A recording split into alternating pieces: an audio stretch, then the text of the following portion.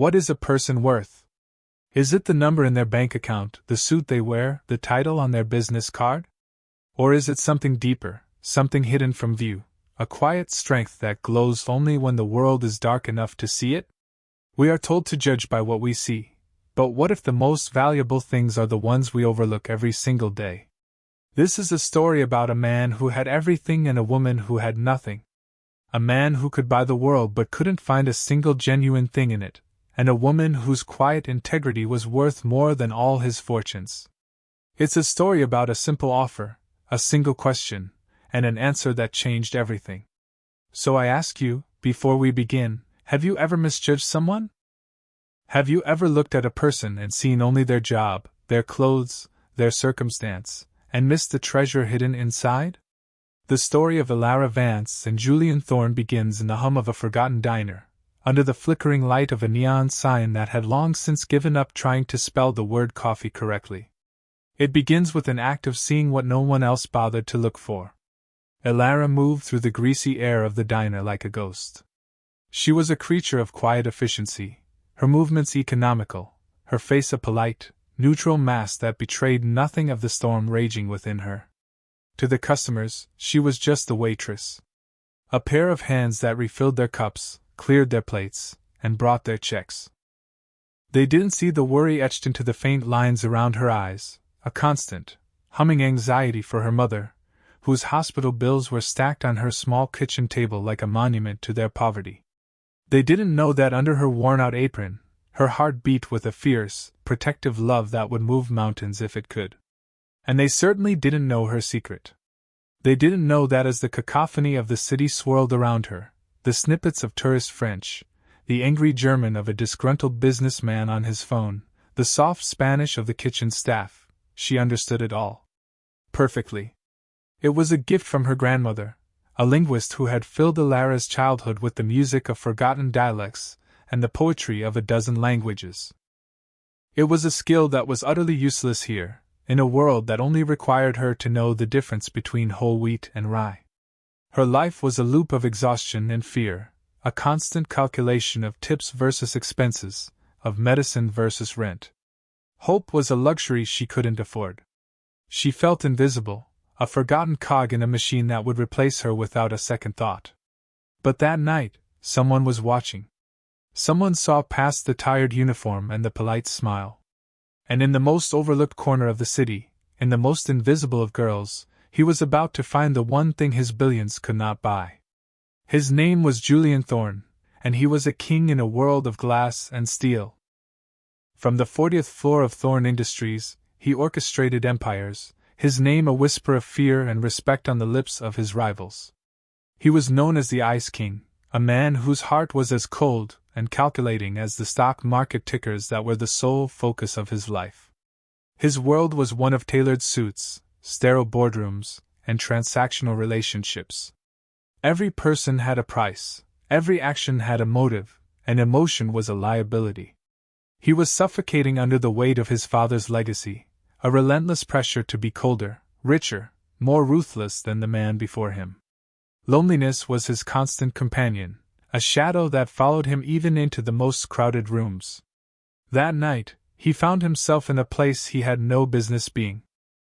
The leather on his $1,000 shoes recoiled from the sticky linoleum floor of the diner. The air was thick with the smell of stale grease, a stark contrast to the filtered, sterile air of his penthouse. He was here on a fool's errand, a desperate, last-ditch effort born from a single piece of advice from his exasperated lawyer. For God's sake, Julian, find someone human. He was on the verge of the biggest deal of his life, a merger with a reclusive French industrialist, Antoine Dubois, a man who valued tradition and family above all else. Dubois had made it clear he would only do business with a man who understood heritage, a man with roots. A family man? And Julian Thorne was an island. As he scanned the room with a predator's idle curiosity, his gaze snagged on the waitress. Not because she was beautiful in the conventional, polished way of the women in his circle, but because of what she did when she thought no one was watching. An elderly couple was struggling with the menu, their German sharp with frustration. Elara approached, and instead of pointing impatiently, she leaned in and spoke to them in a soft, fluent German, a gentle smile gracing her lips for the first time. She explained the daily specials, her voice a low, soothing melody. She wasn't just translating words, she was translating kindness. Julian watched, motionless. It was a small act, meaningless to anyone else. But to him, it was an earthquake. In his world, kindness was a currency used to buy something. Her gesture was genuine, unrewarded, and utterly authentic. He saw her again later, picking up a discarded newspaper and instinctively folding it before placing it on a clean table, her brow furrowed as she scanned an article in Russian. He saw the meticulous way she organized the salt and pepper shakers, creating perfect, uniform lines. He saw order in chaos, intelligence in obscurity, and a quiet dignity that radiated from her like a tangible force. He didn't see a waitress. He saw a solution. He saw the one person who might be able to help him pull off the impossible. He waited until the last customer had shuffled out, until the chairs were stacked on the tables and Elara was untying her stained apron, her shoulders slumping with the weight of the day. He met her in the narrow, dimly lit alley behind the diner, the incongruous sight of his sleek, black sedan a silent testament to the gulf between their worlds. The air crackled with tension. Elara clutched her worn coat tighter, her heart pounding a frantic rhythm against her ribs. Men like him didn't exist in her world, except as abstract figures in newspaper headlines. His presence here felt like a tear in the fabric of her reality. His eyes, the color of a winter storm, were intense, analytical, stripping away her defenses. "Miss Vance," he began, his voice a low, precise baritone that held no warmth, only authority. "My name is Julian Thorne." She knew the name. Everyone knew the name. She simply nodded, her throat too dry to form words. He wasted no time on pleasantries. "I have a proposition for you. It is unconventional, but I assure you, it is serious." He paused, his gaze unwavering. "I need a wife. For one evening." The words hung in the cold air, absurd and shocking. Elara stared at him, certain she had misheard, that this was some cruel, elaborate joke. But his expression was deadly serious. "There is a gala tomorrow night," he continued, his tone as crisp and cold as the night air. "A crucial business negotiation depends on my personal presentation. My potential partner is a traditionalist. He values family, stability. I need to present a convincing image of that stability." He reached into the inner pocket of his coat and pulled out a checkbook. The sound of the pen clicking was unnaturally loud in the silence. "I will pay you $100,000 to accompany me to this gala and pretend to be my wife. You will be provided with everything you need, a dress, jewelry, a backstory. All you have to do is play the part for a few hours. At the end of the night, you walk away with the money, and we never see each other again." He held out the check, already signed, the amount left blank for her to fill in. It was a purely transactional offer, delivered with the emotional detachment of a man closing a business deal. He saw her worn shoes, the fatigue in her posture, and assumed her desperation would make this a simple purchase. He expected her to snatch the check, her eyes wide with greedy relief. He had bought people's loyalty, their silence, their souls for far less. He was buying a service, a temporary illusion. He was buying her. And he was utterly unprepared for her answer. The check was a lifeline. $100,000. The number echoed in Elara's mind, a deafening roar that drowned out the city's hum. It was more than a number. It was a miracle. It was her mother's surgery. It was an end to the sleepless nights, the gnawing fear that coiled in her stomach. It was freedom. Her hand trembled, an involuntary instinct to reach out and grab the small piece of paper that could solve every problem she had. Every instinct for survival screamed at her to say yes, to take the money and run, to not question this bizarre gift from the universe. But then she looked at him. Really looked at him. She looked past the impeccable suit that probably cost more than her annual income, past the chiseled, handsome face that graced the covers of business magazines. She looked into his eyes, and what she saw there stopped her cold. It wasn't arrogance or power. It was a profound, crushing loneliness. A desperation that mirrored her own, just packaged in wealth and privilege. He wasn't just buying a wife for a night. He was buying a shield against his own emptiness. And in that moment, the transaction shifted. This wasn't about money anymore. This was about two desperate people standing in a dark alley, each needing something the other had. He needed her humanity, and she realized with a startling clarity, needed to hold on to her own. She took a deep breath, the cold air stinging her lungs. "Mr. Thorne," she said, her voice quiet but steady, cutting through his cold certainty. "I understand what you're asking. And I understand why you think money is the answer." She didn't look at the check. She kept her eyes fixed on his. "The money. It would change my life. My mother is very sick. That amount could save her." A flicker of I knew it crossed his face, but it vanished as she continued. "But my integrity isn't for sale. I won't be an accessory you can purchase for an evening." Julian's jaw tightened. He was prepared for negotiation, for greed, but not for this. Not for a lecture on morality from a waitress in an alley. "I will help you," she said, and his head snapped up in surprise. "I will go to this gala with you. I will pretend to be your wife. Not for the check." She pushed his hand, the one holding the checkbook, gently away. "I will do it because I looked into your eyes and saw that you are just as alone as I am. And no one should have to face their battles completely on their own." Her conditions followed, simple and unshakable. "But I will not be a character in a play you've written. I will be myself. We will tell them my real name. We will tell them, if they ask, that I was a waitress. We will build our story on as much truth as we can. Because a lie built on a foundation of truth is stronger than one made of thin air. And if I am to do this, I will do it with dignity." The alley was silent again, but the nature of the silence had changed. It was no longer tense and transactional, but filled with a stunned, fragile respect. Julian Thorne, the man who moved markets with a single word, was speechless. He had offered her a fortune, and she had offered him her compassion instead. She had looked at the Ice King and had not seen a monster or a bank account, but a man. In that moment, Elara Vance did more than just accept his offer. She rewrote the terms of his entire world. The next 24 hours were a blur, a whirlwind that swept Elara from the grimy alley into a world of impossible luxury. A sleek black car, the same one from the alley, had picked her up from her tiny, crumbling apartment at dawn. It transported her to a penthouse suite that seemed to float among the clouds, its windows offering a panoramic view of a city that had always seemed so vast and intimidating from the ground. A team of people descended upon her, stylists, hairdressers, makeup artists, all speaking in hushed, reverent tones. They treated her like a fragile piece of art, their hands transforming her tired, waitress self into a vision of elegance.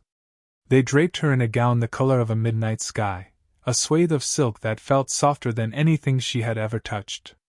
Diamonds, cold and brilliant, were clasped around her neck. Looking in the mirror, she saw a stranger, a beautiful, poised woman who bore no resemblance to the girl who counted pennies for her mother's medicine. But beneath the silk and diamonds, her heart still pounded with the same quiet fear. It was in this opulent cage that she met Leo, Julian's long-suffering lawyer, and perhaps his only friend. Leo was a man whose sharp suit and sharper eyes couldn't hide his deep-seated skepticism. He pulled Julian aside, his voice a low, urgent whisper. "Are you insane, Julian? Picking a girl from a diner? The press will have a field day. Vance will tear her apart. This is corporate suicide." Julian's response was quiet but firm. "She's more real than anyone I've met in the last 10 years. She's the only one who can pull this off." The gala was a sensory assault. A sea of black ties and glittering gowns swirled under crystal chandeliers. The air hummed with whispered power plays and false laughter. Elara held onto Julian's arm, her knuckles white. He was a different person here. The coldness was back, a suit of armor he wore with practiced ease. He was the Ice King once more. And then they met the snake. Marcus Vance was Julian's chief corporate rival, a man whose ambition was matched only by his cruelty. He used a predatory charm, his smile never quite reaching his cold, calculating eyes. He glided towards them, his gaze immediately dismissing Julian and locking onto Alara, dissecting her from head to toe.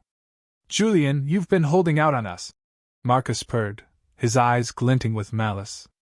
"And who is this lovely creature? I don't believe we've been introduced. This is Alara," Julian said, his voice a protective growl. "My wife." Marcus's eyebrows shot up in feigned surprise. "Wife? My. You work fast. Tell me, Alara, where has Julian been hiding you? A private island? A secluded estate? It must be terribly difficult to adjust to all this." Noise. His questions were daggers disguised as pleasantries, each one designed to make her feel small, to expose her as an outsider. He was testing her, hunting for the cracks in her carefully constructed facade. Alara could feel the eyes of the room on her, the weight of their judgment.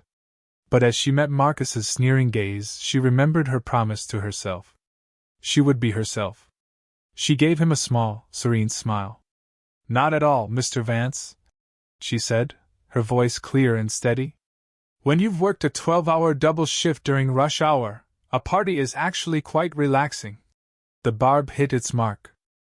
Marcus's smile faltered for a fraction of a second, a flicker of surprise in his eyes. He had expected a timid, overwhelmed girl. He had not expected a woman with a spine of steel. The battle had just begun, but Alara had already won the first round. The true test arrived in the form of a man named Antoine Dubois. The French industrialist was older, with a weary face and eyes that had seen too much. He was surrounded by a phalanx of translators and executives, including a smirking Marcus Vance, all of them clamoring for his attention. They spoke to him in polished, Parisian French, the language of international business. But Dubois seemed distant, his responses curt, his gaze drifting around the room with an air of profound boredom. He looked like a man trapped in a conversation he had no interest in having. The deal, Julian's legacy, was slipping through his fingers. Marcus was trying to impress Dubois with talk of market projections and quarterly growth, his French technically perfect but emotionally sterile. Dubois simply waved a dismissive hand, interrupting him mid-sentence. He turned to one of his aides and spoke in a rapid, flowing cadence, his words thick with an accent that was not Parisian. It was something older, more rustic. A look of panic flashed across the lead translator's face. He stammered, trying to keep up, but the dialect was beyond him. He could only catch a word here and there. "Monsieur," the translator said, flustered. He is speaking about the poetry of the harvest." "About the Mistral winds," Marcus scoffed. "Poetry? We're here to talk about a billion-dollar merger." It was then that Alara moved. She stepped forward, a quiet island of calm in the churning sea of anxiety. She gently placed a hand on Julian's arm, a silent request for permission. He looked down at her, saw the calm confidence in her eyes, and gave a nearly imperceptible nod. She turned to the formidable French industrialist and spoke. Her voice was soft, but it cut through the nervous chatter like a bell. She did not speak the sterile French of the boardroom.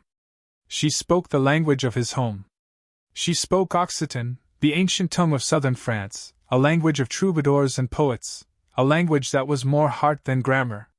"Le vent de la nuit porte l'odeur de la terre," she said.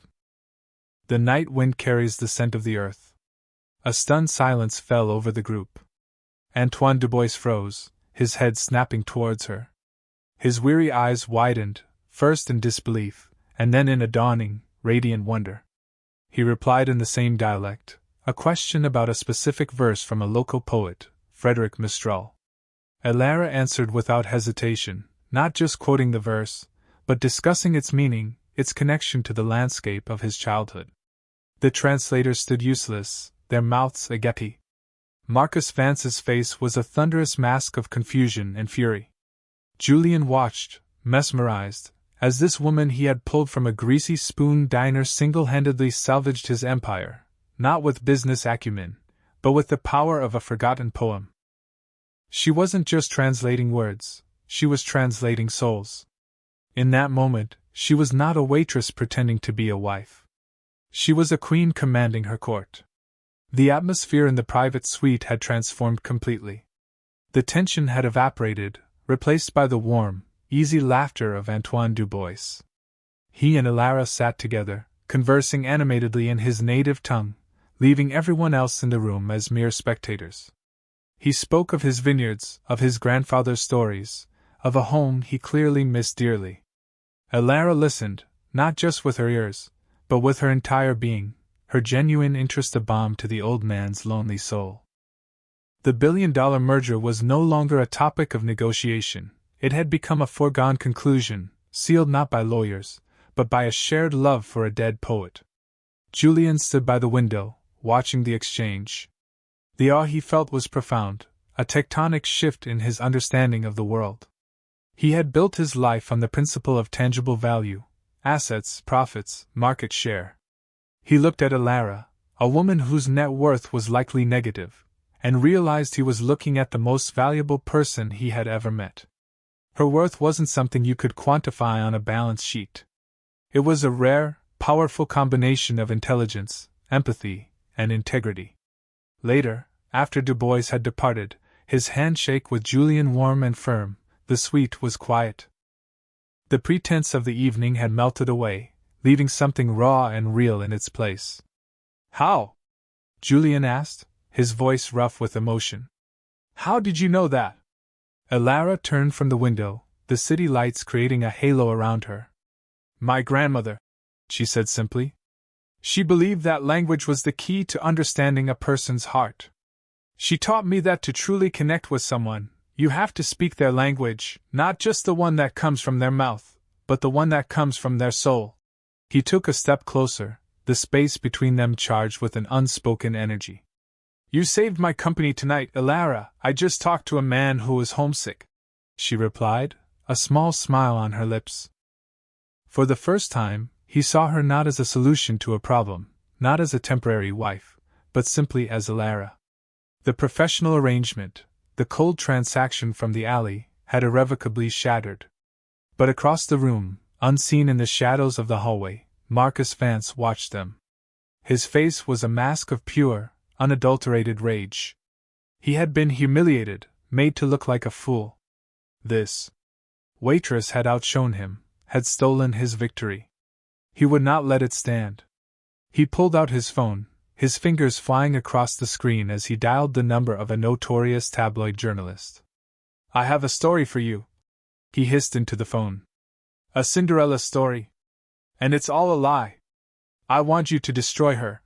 The morning sun had barely crested the city skyline when the first explosion hit. It wasn't a bomb of fire and steel, but one of ink and pixels, and it was far more destructive. "The billionaire's bogus bride, waitress and $100,000 Cinderella scam!" The headline screamed from every newsstand and gossip website, accompanied by a grainy photo of Elara in her diner uniform, looking exhausted and worn. The article, penned by the journalist Marcus had contacted, was a masterpiece of character assassination. It twisted every truth into a weapon. Her mother's illness was painted as a manipulative sob story. Her financial struggles were presented as the motive for a cold, calculated con. Anonymous sources, clearly Marcus, described her as a cunning gold digger who had targeted the lonely billionaire, trapping him in her web of deceit. The story spread like wildfire, fueled by public fascination with the lives of the rich and powerful. By 9 a.m., Thorne Industries stock was plummeting. The board of directors was in a state of panic. The Dubois deal, which had seemed so certain just hours before, was now in jeopardy. Antoine Dubois valued family and integrity above all. A scandal like this could shatter his trust completely. Julien's phone rang incessantly. It was Leo, his voice tight with controlled panic. "Julien, it's a catastrophe. The board is calling for an emergency meeting this afternoon. They want her gone. You have to issue a statement, denounce her, cut all ties. It's the only way to contain the damage. You have to choose between her and your company." Julian stood in his penthouse, the offending newspaper spread across his marble countertop. He looked at the cruel headline, at the picture of the tired, unassuming woman who had shown him more grace and strength in one evening than he had seen in his entire life. The world was demanding he throw her to the wolves to save himself. His father would have done it without a second thought.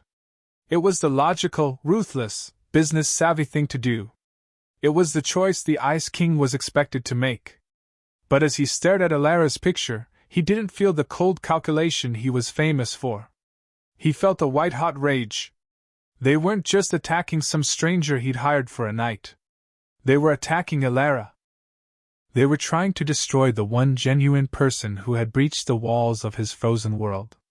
He thought of her quiet dignity in the face of Marcus's sneering, her compassion for a lonely old man, her fierce refusal to take his money without first offering her humanity. The choice wasn't between Alara and his company. The choice was between the man he was supposed to be and the man she was inspiring him to become.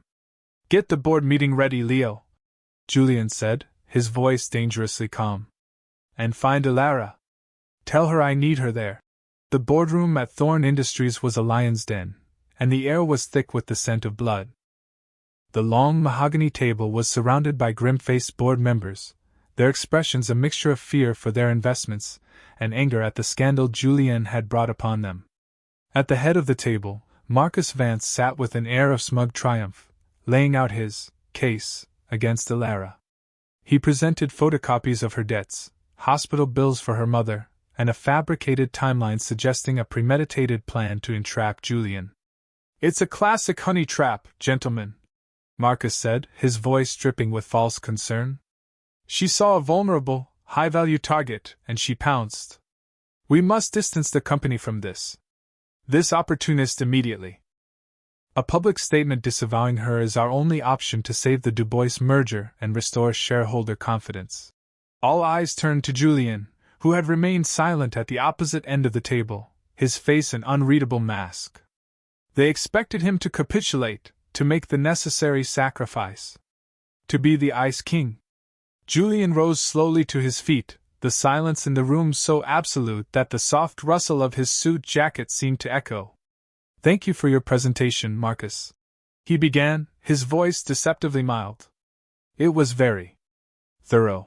He paused, his gaze sweeping over the anxious faces around the table. "You're right about one thing. Alara Vance is an opportunist."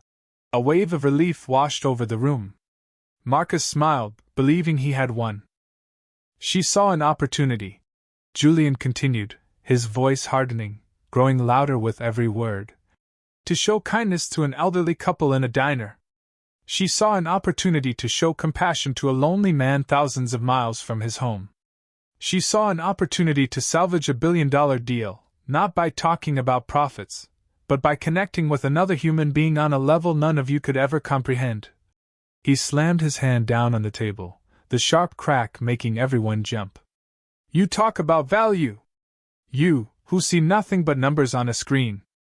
Alara Vance possesses a value you can't measure, integrity. And you, Marcus, you wouldn't recognize integrity if it signed a contract in front of you." Just then, the boardroom doors opened. Leo entered, and standing beside him was Alara. She was not wearing a designer gown, but a simple, clean dress. She looked small and fragile in the intimidating room, but her back was straight, and her eyes, though shadowed with hurt, were clear and direct. She walked to the center of the room, her gaze meeting Marcus's without flinching. She didn't cry. She didn't plead. She spoke. "You are right, Mr. Vance," she said, her voice ringing with a quiet power that commanded attention. "I am poor. And my mother is sick. And I was desperate. But you are wrong about one thing. My poverty does not define my character." She turned to the board. "I will not apologize for who I am. My life has been difficult, but it has taught me things that money cannot buy. It has taught me empathy. It has taught me that a person's true worth has nothing to do with their bank balance."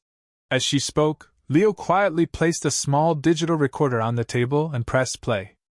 Marcus's voice filled the room, slick and treacherous, from a call he had made the night of the gala. Doesn't matter if the Dubois deal falls through. His recorded voice sneered. Thorne's stock will tank after the scandal I'm about to leak. Our friends at Apex Consolidated will be able to buy him out for pennies on the dollar. I'll be made CEO, and you'll get your finder's fee. The silence that followed was deafening. Marcus Vance's face had turned a sickly, pale white. He was exposed, his treachery laid bare for all to see.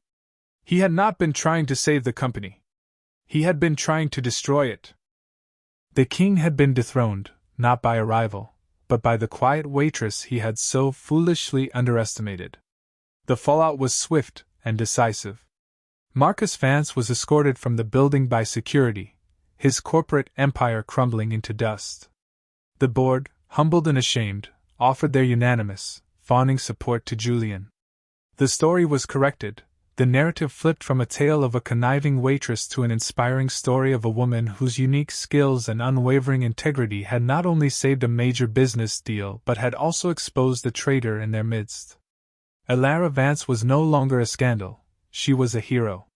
That evening, the city lights glittered below Julian's penthouse like a carpet of fallen stars. The opulence of the room, which had once felt so intimidating to Elara, now felt strangely peaceful.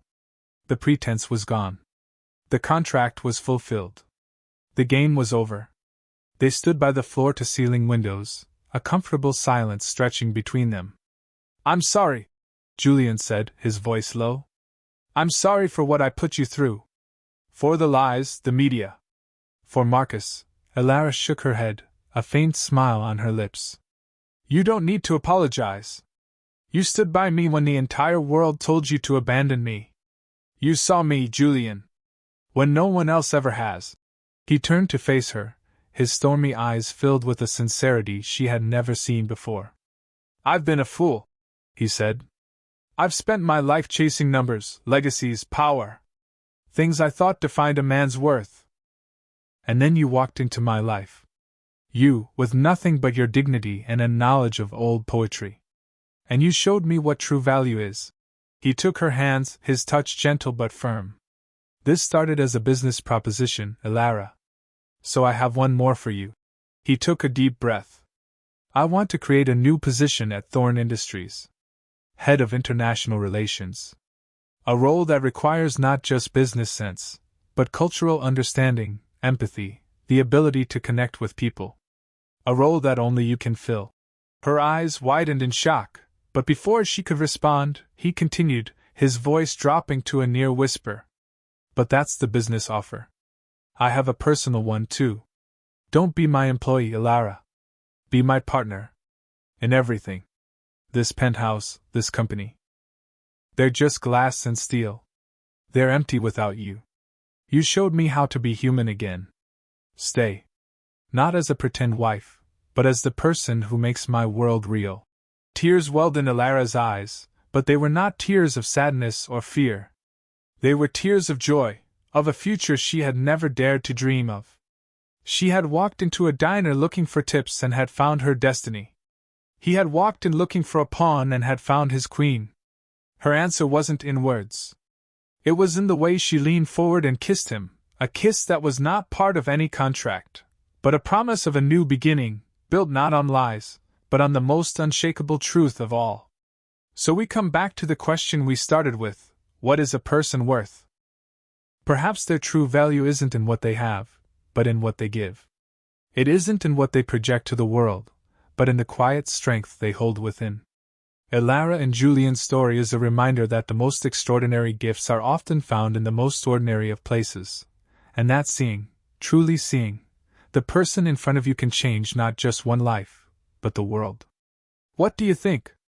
Have you ever had a moment where you saw the true value in someone that everyone else overlooked? Share your story in the comments below. Because every one of us has a hidden gift, just waiting for someone to finally see it.